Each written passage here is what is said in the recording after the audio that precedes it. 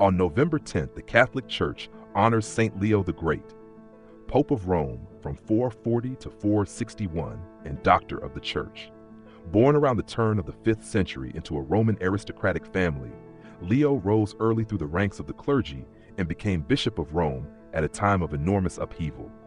He realized the Apostolic See was called to guide the Church through doctrinal crises, barbarian invasions, and institutional reform.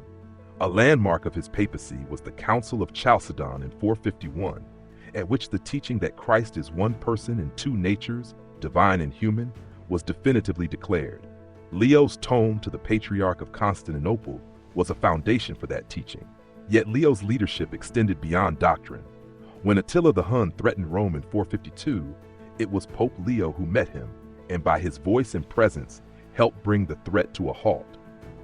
A few years later, when the Vandals invaded Rome in 455, Leo again moved to protect the people, using negotiation and pastoral care. Leo also promoted liturgy and ecclesial structure. A liturgical book known as the Leonine Sacramentary is attributed to him, shaping the Roman liturgy for generations. In his sermons and letters, he emphasizes that the Church, built on the rock, Matthew 16:18, stands firm against the gates of hell. He understood the primacy of Rome not as domination, but as service to the unity of the Church. For us today, his life offers three key reflections. Doctrinal fidelity. We must ground our lives in the truth of Christ, fully God, fully human, and allow that truth to shape how we live. Courage in crisis. Whether in personal trials or global shifts, we are called to be agents of peace and dialogue, not merely reaction. Liturgical communion. Our participation in the Mass, prayer, and parish life expresses that we are members of the one Church, not isolated believers.